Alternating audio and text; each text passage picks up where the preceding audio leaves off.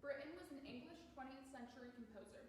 While he was known best for his operas, of which he published 16, he was also considered a master of vocal, orchestral, and chamber writing. Britten often composed for specific musicians and was known for composing in his head. The first sketches of his music were often nearly in their complete forms. Britten was well educated in literature and art, and these influences frequently worked their way into his music. His style has been described as progressively conservative, as he was generally loyal to tonality and the neo-romantic style, but experimented with atonality and new musical forms. Britten's original sketch of the Metamorphoses, as well as many of his other works and historical documents, are held by the Britten Pearce Foundation at the Red House Archive in Outro. The sixth Metamorphoses after Ovid for solo oboe was composed by Benjamin Britten for oboe's Joy Bowen. The manuscript on the slide is a page from one of Britten's first sketches of the Metamorphoses. It was published and premiered in 1951 at the Alcor Festival in England, which Britten had founded in 1948. Bowen played the piece standing on an island at Thorpeness Mere, although Britten had originally asked her to play it on a raft while in the lake. The piece consists of 6 movements in which a poem from Ovid's Metamorphoses inspires each movement. Ovid was a Roman poet, and the Metamorphoses were considered his magnum opus. They are a narrative poem published in the span of 15 books, in which about 250 stories are mentioned, and all are connected by the theme of a character in the story undergoing some kind of transformation or metamorphosis. In this lecture, we are going to explore how the story of each character, as told in the poems, are represented in Britten's music through a combination of literary analysis and Britten's use of tonal and post-tonal musical techniques. Syrinx is a wood nymph who worshipped Diana, the goddess of hunting, nature, fertility, and chastity. Syrinx was in the woods when she was spotted by Pan, a satyr and god of shepherds, hunters, and nature, who instantly fell in love with her and began to pursue her. Syrinx tried to reject Pan's advances, but he was relentless. Running away, she arrived at the river Ladon and cried to the river nymphs to save her, and they transformed Syrinx into reeds by the side of the river.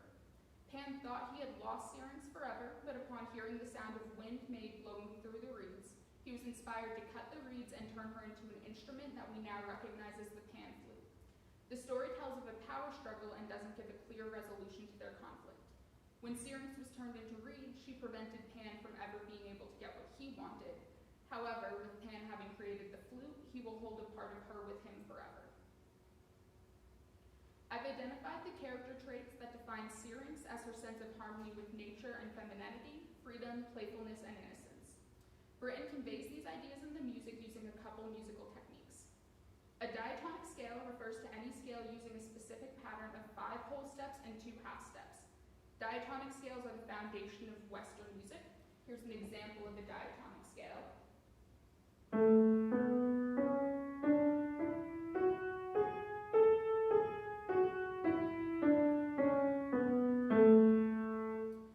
The familiarity of the diatonic scale makes the music sound harmonically satisfying and gives the feeling of innocence. Feelings of harmony and peacefulness come from the application of descending resolutions and symmetrical gestures.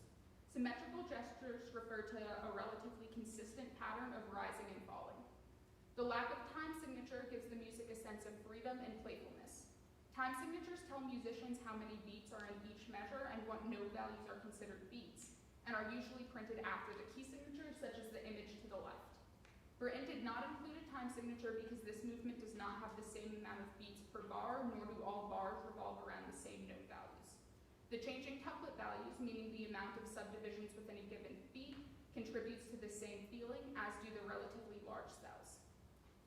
Musical cells refer to the smallest possible grouping of notes on the musical surface. For example, measure 1 has 2 musical cells, and then in which all the notes in those cells belong to each other and function together. Measure 2 also has 2 cells, which you can see expand on the cells presented in measure 1. The use of dissonant scale degrees also defines Syrinx musically. Dissonance refers to notes that may sound harsh or unstable, which introduces tension into music. Dissonant notes are defined by the context of what scale you're playing in. For example, if I play a major chord, and then I add a dissonant pitch on top of that major chord,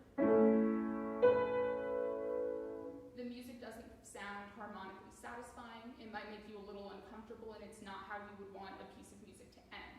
But if I resolve this chord,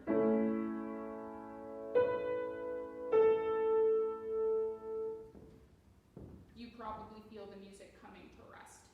We naturally want that tension to resolve to complete a chord. You can see examples of dissonance circled in measures 3 and measure 5, which showcase Syrinx's freedom and innocence in relation to the vulnerability she experiences while exploring the woods. Measure 3 is the most important representation of this analog, as it is the only gesture which doesn't resolve. Pan's character is defined by aggression, desire, persistence, and tension. In representation of his conflict with Syrinx, his musical gestures work in direct opposition to those of Syrinx. His progressively increasing, ascending gestures give him the impression of aggression and desire, while the first of these gestures resolve back down to the tonic. As he tries to persuade Syrinx to trust him, the resolutions disappear and the tension only increases as he moves to pursuing her regardless of what she wants. Tonally, Pan's character uses chromatic pitch class sets and a synthetic collection called the whole tone scale. Both of these tonalities oppose the peacefulness associated with the diatonic scale. The whole tone scale consists of a scale using only whole steps instead of the combination of whole and half steps, and the chromatic pitch class set utilizes all 12 tones within the octave rather than the 7 of the diatonic scale.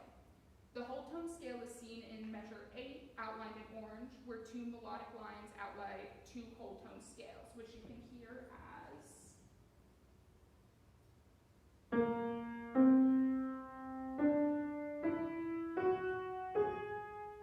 and then again as...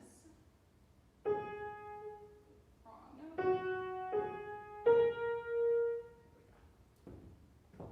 Of particular importance in this section is the use of sharp 1 and sharp 4. Both notes are extremely dissonant to the original key, and sharp 1 directly defies the original key by altering the tonic note. I'm going to play an A major chord right now so you can hear what each of those pitches sounds like in context.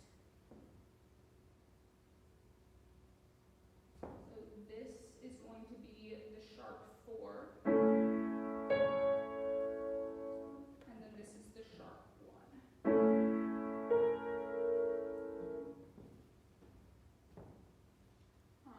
From there, ostinato patterns are repeated musical rhythms. In this case, it's represented by the A-sharp motif circled in blue.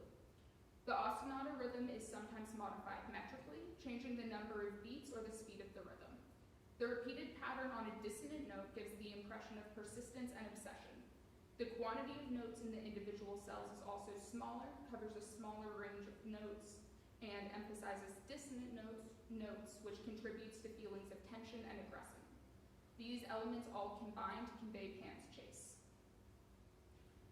The opening gesture representing Syrinx can be found in modified forms in this section, which is how we know the section returns to describing Syrinx and her transformation. The section as a whole uses fewer couplets and less expansive dynamics and range, which replaces the sense of freedom and openness with feelings of haste and distress. The beginning of the original theme is found in this first measure, but it is inverted to ascend upwards before descending. The change in pacing, increased range, and change in direction gives an impression of panic and fear, like a cry for help. This contrasts the following measure, which has a strictly ascending and descending gesture and a quieter dynamic, expressing a different kind of desperation and a questioning resolution. These two measures are when Syrinx cries out for help from the river nymphs. The final measure pictured shows Syrinx's transformation. The measure shows a progressive increase in tempo, range, and rhythmic values. It adheres to diatonic scalar gestures, but is hurried and has constant motion. The increased motion is contrasted by the relatively small increase in range and the abrupt ending, which combine to represent Syrinx being trapped in her new form. In the final section, the themes of both characters are intertwined. Representing Syrinx, we see a downward sweeping diatonic scale covering a 2-octave range outlined in blue. Representing Pan, we see a return of the ostinato rhythm and the dissonant ascending gestures circled in orange. The returning ostinato gesture is played slower and quieter, making it sound hesitant and questioning. The combining of their two themes serve to unify the characters. The shifting of focus between each character recalls the shifting power dynamics throughout their struggle and has an ambiguous ending, just like the story. Phaeton, getting made fun of by his friends, asks his mother who his father is. She says his father is Phoebus, the sun god, and sends Phaeton to Phoebus's palace. Phoebus, happy to meet Phaeton, promises the boy one wish, anything he wanted, as proof that he had accepted Phaeton as his son. Phaeton wished to drive the sun chariot for a day. Phoebus begs Phaeton to reconsider his decision, going as far as to describe the wish as a punishment rather than a reward, and explains to Phaeton how difficult it is to control the chariot. Phaeton stands firm in his decision, and Phoebus cannot back out of his previous promise. Phaeton panics upon realizing he's not strong enough to control the horses, who run off the path almost immediately. To make matters worse, he startles when flying by the constellation Scorpio and drops the reins, allowing the horses to run where they please. Phaeton loses any hope of regaining control. They fly high in the sky, scorching the heavens and the mountains, and then plummet down to earth, burning the forests and drying up the oceans. Earth pleads to Jupiter, king of the gods, for mercy, and Jupiter shoots a thunderbolt, destroying the chariot, freeing the horses, and sending Phaeton hurtling into the Eridanus River, where he drowned. In mourning, Phoebus does not pull the sun the next day. Phaeton's mothers and sisters, grieving, set out to search for his body. When they find him, they sit by his body and weep for so long that the sisters turn into poplar trees around him. His mother is unable to save them and loses her daughters too. The earth returns to peace and begins healing. The character traits that define Phaeton in this story are overconfidence and naivete. These traits are what lead Phaeton to believe he can or should control the chariot despite his father's warnings. Tension and power struggle are introduced both in Phaeton's external struggle with his father and the chariot, as well as his internal struggle with his decision.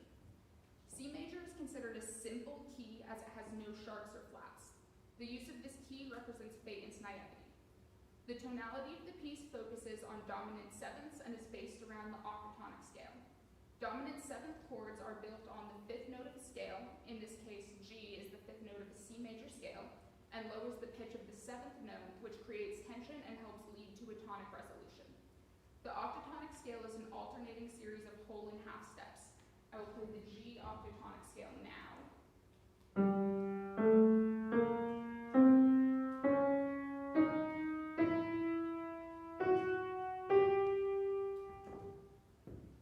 The scale creates tension and leads to an ambiguous tonal quality as compared to the diatonic scale we discussed previously, which is why this piece may not be originally recognized as being in a major key. The integration of these chords is decidedly not simple, which contributes to the sense of Phaeton's overconfidence. Cyclic completion, in this case, refers to using repetitive tonal patterns to create continuity within the music. The movement moves through tonal centers, emphasizing the notes of the octatonic scale, with the final note being reached at the conclusion of Phaeton's life.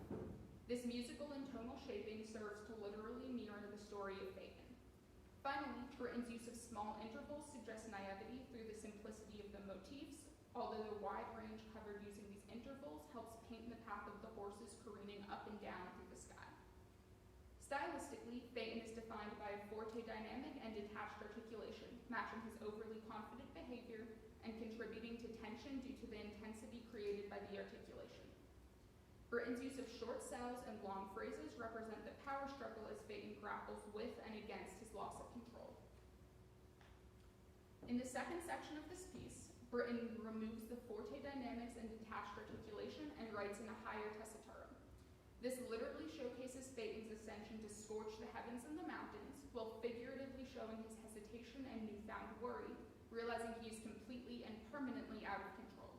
The simultaneously increasing register and dynamics are shrill and show how panicked Phaeton is. The third section of the movement brings back the forte dynamic and detached articulation and introduces staccatissimo articulations, which can be seen circled in orange. Larger cells within phrases and larger pitch range depict Phaeton's lack of control and the wildness of the chariot's path. The section begins in a lower octave before taking its path of ascents and descents, showing the chariot descending to burn the forests and evaporate the oceans. The excerpted portion of the third section, outlined in orange, shows Phaeton's final ascent upwards before he is shot down by Jupiter. His fall from the heavens is depicted by the long descending scale and the quarter note triplets in G flat major The lowest note in the piece, show him crashing the chariot where he drowns. This G-flat section concludes the use of the octatonic scale and its representation throughout the piece, aligning with the conclusion of Fagin's life. The piece concludes with a coda that uses chromatic harmonies and ambiguous scales to lead to the tonic tonality of C. Its quiet dynamic and gentle slurs portray the earth healing and returning to order, while the ambiguous harmonies represent the grief left with Fagin's family.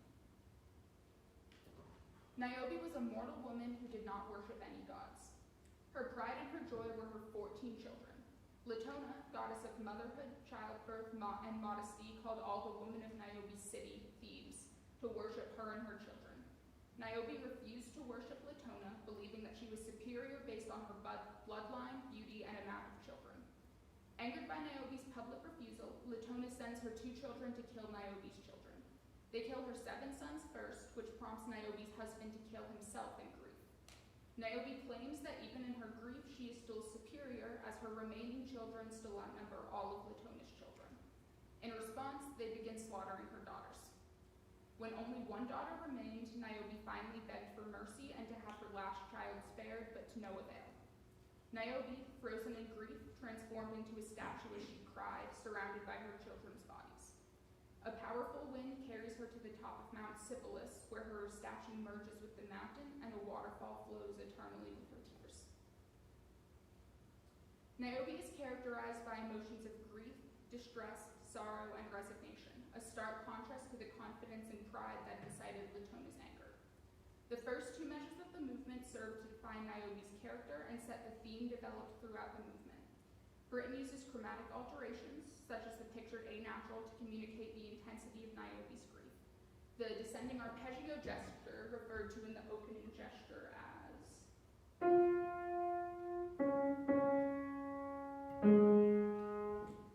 combined with the tonicizes F minor, which communicates sorrow and grief to the listener.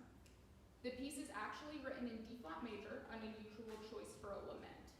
I believe the major key is supposed to represent Niobe's hubris against Latona and her attempt to deny her pain, but the tonicization of F minor reveals the depth of her true grief. The stepwise resolution, seen in this example as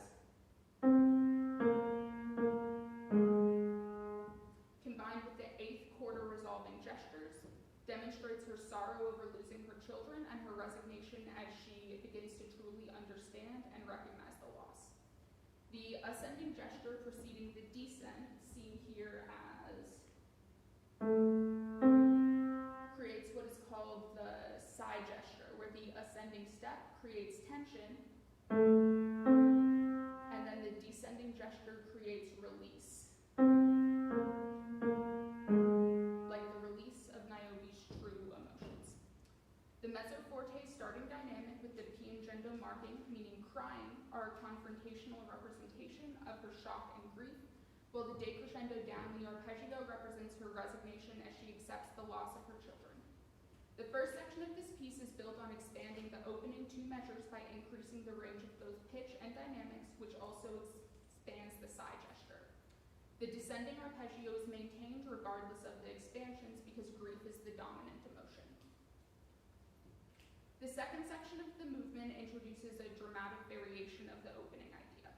You can see how the initial gesture, outlined in blue, is maintained but varied in parts of the second section, which are outlined in orange. The inverted gestures and changing beat lengths represent Niobe's questioning and pleading over the event. The section then expands into faster triplet gestures, increased range, wider leaps, and an accelerated tempo, using increased motion to represent her turmoil and grief as she lays weeping amongst the bodies of her children. The section then begins to slow down, decreasing the interval size, length of each gesture, and even tempo as she turns into stone. The third section begins with an exact recapitulation of the first bar, but this time at an expressionless piano dynamic. This represents that Naomi is still devastated but can't express her grief in the same way as she is turned to stone. The last 2 measures expand the descending gesture using arpeggios in D-flat major, with ascending gestures showing her being flown up to the mountaintop, where the stillness of the last phrase represents her eternal grief. The The story of Bacchus is a confusing one to tell, as Bacchus appears in about 5 different stories across Ovid's collection, but is not the title character for any of them. There are many different interpretations of this movement, as Britten provided no specific instructions. I chose to focus on a story about one of Bacchus's festivals from a poem called The Daughters of Minyas for my interpretation for 2 reasons. The first is that Britten's edition of Ovid's collection is known to have this story in it, and second is that the inscription at the head of this movement is a quote from the story in that particular edition. In this story, Bacchus is throwing a party to celebrate his control of the city Thebes, in which the residents are supposed to recognize and accept him as their ruler. Attending this festival was mandatory, including the release of all women from their household duties to engage in the hedonism encouraged by Bacchus. The party was described as a drunken celebration, including the shouts of boys, singing of girls, and the sounds of tambourines, cymbals, and flutes. The daughters of Minyas refused to join this celebration in order to honor their god Pallas. As the night wore on, the girls stayed inside weaving, and when the room became dark, their looms grew over with ivy, a symbol of Bacchus, and they were transformed into bats as punishment. It seems Britten had the most difficulty writing this movement because it was the least complete and most change in Britten's original sketch. The orange box at the top of the slide shows how Britten originally sketched this movement compared to the version we know today, outlined in teal. The movement has 3 distinct sections and a coda. The first theme describes Bacchus as a character and returns in some capacity between each of the other sections. According to a letter from Britten to Bowen, the second section represents the shouting of boys, and the third section represents the women's tattling tongues. We will begin discussing the first 3 sections before we dissect the coda. The first section, depicting Bacchus's character, embodies the freedom, chaos, and exhilaration Bacchus seeks. The key is strictly centered in diatonic F major, given the feeling of fun and merriment. The time signature here is a little unique. While the movement mostly adheres to 4/4 time, the parentheses indicate that sometimes Britten does not have 4 beats in any measure. This makes the music feel slightly off-kilter and adds to the impression of drunkenness. The dotted 8/16 gesture, combined with the abrupt ascending 16th notes, give the impression of drunken stumbling, and the persistently forte dynamic embodies the raucous, uninhibited shouting and chaos that overtakes such celebrations.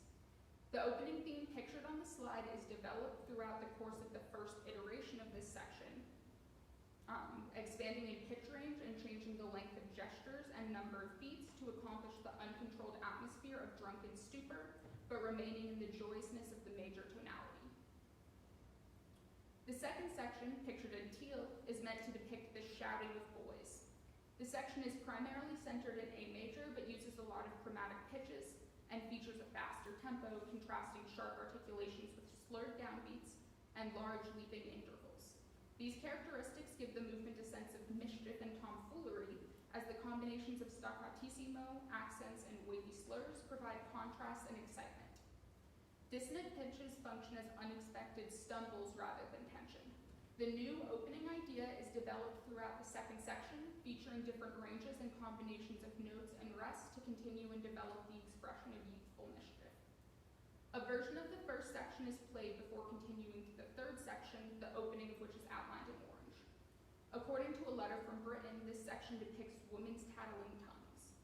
Its strict adherence to the key of C major suggests unbridled joy and pleasure. Having the fastest tempo in the movement and its constant slurred 16th notes invite feelings of playfulness and teasing as the women enjoy their freedom from their traditional duties. The high tessitura and the persistent motion also gives the literal impression of a constant stream of background gossip from the voices of women. The text in the literal translation of Ovid's narrative defines the women's voices as a chorus, which could be interpreted as the women singing and dancing unencumbered in the chaos of Bacchus's festival. The end of the third section leads directly into the coda. I interpreted the 3 C's notated under the first 3 fermatas as representing each of the 3 daughters of Minyas, while the contrasting pianissimo ascending gestures represent them fluttering away as they transform into bats. The following 8/16 gestures, which progressively increase in both dynamic and tessitura, give Bacchus the last word, showing his ongoing festivity and pride in himself. The final C and ascending F major scale represent Bacchus mocking the transformation of the three sisters, showing his victory and power as the ruler of Thebes. Narcissus was a mortal hunter known for his incomparable beauty. While both men and women pursued him, he rejected them all, never falling in love. Echo, a nymph cursed to only be able to repeat the ends of other sentences, fell in love with Narcissus. She tried to approach him but was unable to express her love. Disturbed by her speech, Narcissus rejected Echo, leaving her in the woods, and went to relax in a field. In the field, Narcissus goes to drink from a still lake where he sees his own reflection and falls in love for the very first time. When he speaks, he hears his reflection speak, but when he reaches out to try and contact him, he finds only water. Unknown to Narcissus, Echo is still lurking in the woods beyond the field, repeating his words, giving the impression that his reflection is speaking back. Narcissus is consumed with passion, unable to leave for any reason, and pledges his life to staying with his love. Finally, he begins to cry into the pond, disturbing the reflection and causing it to disappear. Panicked, he cries out for the reflection to come back, but as his tears increase, the reflection becomes more distorted. He grows weaker, lays down, and then in his death, he is transformed into a flower. The opening gesture, which characterizes Narcissus, is outlined in teal. Although the key is in C minor, the opening gesture tonicizes F minor, which conveys feelings of loneliness and melancholy. The pianissimo dynamics and tapered cadences also contribute to the feelings of loneliness and introspection, while the repetitive sextuplets, functioning as measured trills, show Narcissus' frustration and isolation. The first section also introduces a countermelody outlined in orange, where Narcissus finally sees his reflection for the first time. The countermelody is chromatic and dynamically expressive, showing not only his frustration, but his passion and desire for the love he finally feels. The passion is also illustrated by the growth in tessitura and the speed of the sextuplet gesture, which eventually transforms into a full trill. Both the melody and countermelody are defined by stepwise motion through the fundamental structure. In music, the fundamental structure is thought of as the skeleton, which supports all the expressive and descriptive aspects of the music. It is the most basic background dissection of the melody. The fundamental structure in the main melody can be seen as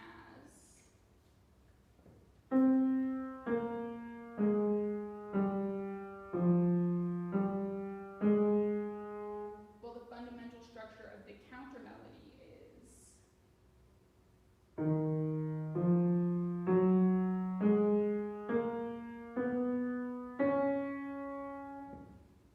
this fundamental structure, first in F minor and then in E flat minor, subtly gives rise to the feeling of melancholy, but also allows for the illustration of growing frustration and passion. The second section of the movement illustrates the interaction between Narcissus and his reflection. Narcissus tries to repeat his opening statement, this time at an expressive mezzo forte dynamic, because he is hopeful and passionate, but gets cut off by the voice of his reflection. Britain indicates the two voices of Narcissus and his reflection with downward and upward facing stems, representing Narcissus and his reflection respectively. The reflection, also the voice of Echo, mimics the end of Narcissus' statements, inverting the gestures to move in the opposite direction of the original statement, and sometimes in a shortened form, while maintaining similar intervals, which provides just enough contrast to provide instability. The reflection always replies in a softer, distant voice and moves non-metrically as a reflection obscured and muted in the water. The replies sound like whispered questions in response to Narcissus' longing cries. You can see examples of these mirrored statements in the excerpt printed above, where Narcissus has a printed sextuplet circled in orange, ascending between the half steps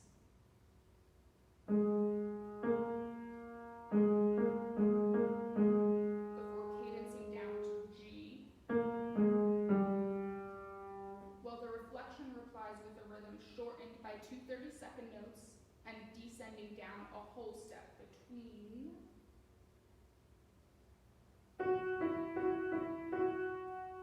before cadencing upwards to G. The second statement, circled in blue, is a statement of equal length, but is tonally inverted. Narcissus repeats the gesture,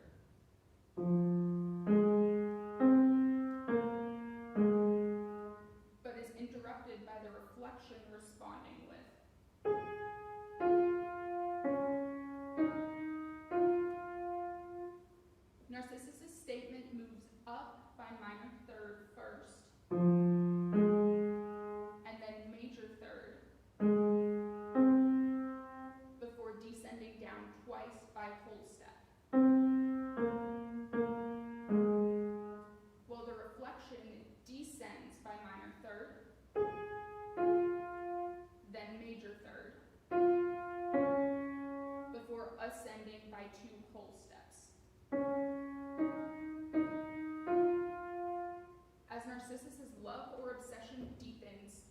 The music becomes increasingly dissonant and fragmented, symbolizing his increasing frustration and despair for his unattainable love.